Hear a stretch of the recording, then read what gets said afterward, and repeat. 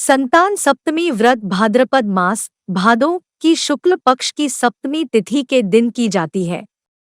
हिंदू मान्यताओं के अनुसार संतान सप्तमी व्रत करने से जातक को उत्तम संतान की प्राप्ति होती है तथा जिस जातक के पहले ही संतान है तो इस संतान सप्तमी व्रत करने से उसकी संतान की अच्छी स्वास्थ्य और लंबी आयु होती है तथा संतान सप्तमी व्रत को करने जातक के जीवन में सुख और सौभाग्य में वृद्धि होती है।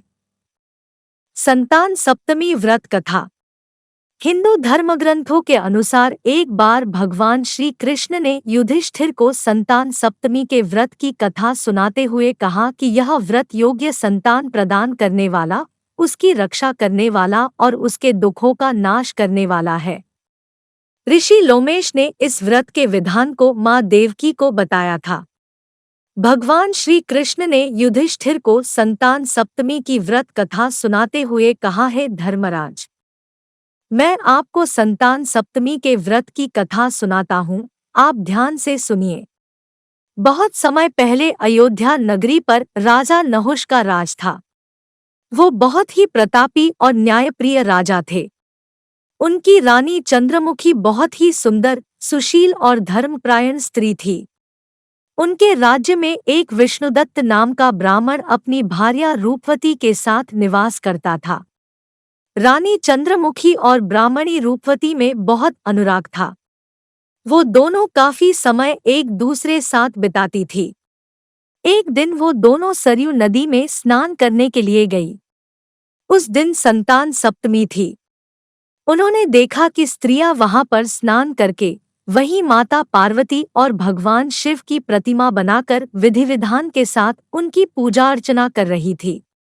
तब उन दोनों ने उन स्त्रियों से उस पूजा अर्चना के विषय में पूछा तो उन स्त्रियों ने कहा, हे रानी जी, हम सुख सौभाग्य और संतान देने वाला संतान सप्तमी व्रत, मुक्ताभरण व्रत कर रही है।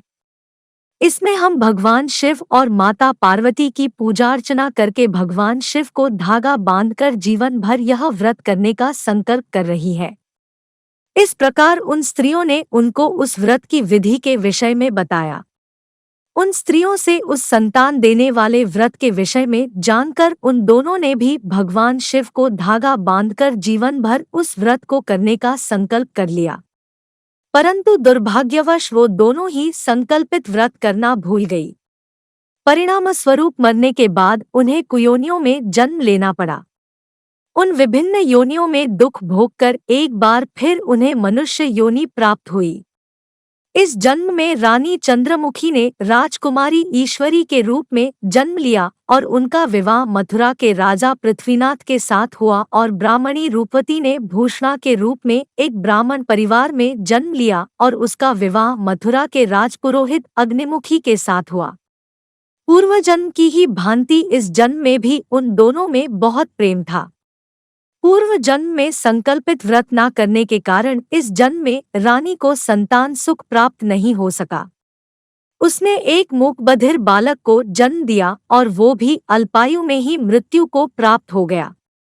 इस कारण वो बहुत दुखी रहने लगी।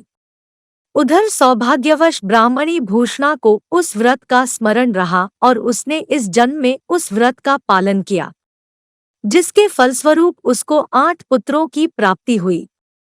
उसके पुत्र स्वस्थ होने के साथ साथ बहुत ही रूपवान और गुणवान थे।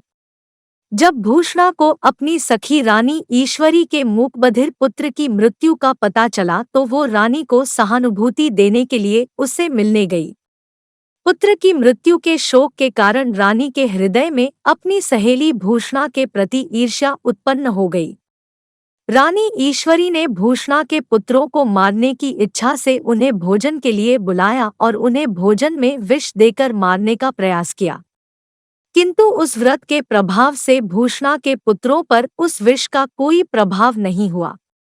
यह देखकर रानी ईश्वरी क्रोध और ईर्ष्या के मारे जल उठी और उसने सेवकों को आदेश दिया कि वो भूषणा के पुत्रों को यमुना के गहरे पानी में फेंक दे। परंतु इस बार भी उस व्रत के प्रभाव से उन बालकों का बाल भी बाका नहीं हुआ और वो सुरक्षित रहे। इतना सब कुछ होने के बाद भी रानी ईश्वरी को सब्र नहीं हुआ और उसने भूषणा के पुत्रों को मारने के लिए जल्लादों को आदेश दे दिया। सेवक उन्हें जल्लादों के पास ले गए, किंतु यहाँ भी भगवान शिव और माता पार्वती ने भूषणा के पुत्रों की रक्षा करी और उन्हीं की कृपा से वो इस बार भी पूर्ण रूप से सुरक्षित रहे। जब यह बात रानी को पता चली कि तो उसे आभास हुआ कि हो न हो यह कोई ईश्वरीय चमत्कार है, और उसने भूषणा से अपनी भूल के लिए क्षमा मांगी। रानी ने भूषणा को बताया कि उसने किस किस प्रकार से उसके पुत्रों को मारने का प्रयास किया, परंतु उसके पुत्र हर बार सुरक्षित रहे। रानी ने भूषणा से उसका कारण जानने चाहा।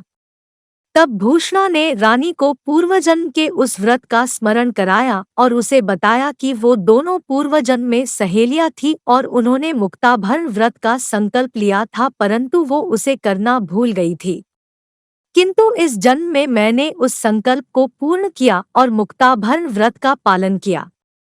यह सब भगवान शिव और माता पार्वती का आशीर्वाद है और उस व्रत का प्रभाव है, जिसके कारण मेरे पुत्र हर विपत्ति से सुरक्षित रहें।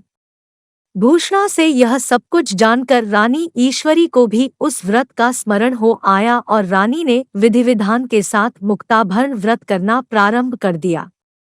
उस व्रत के प्रभाव से रानी को भी एक स्वस्थ और सुंदर पुत्र प्राप्त हुआ।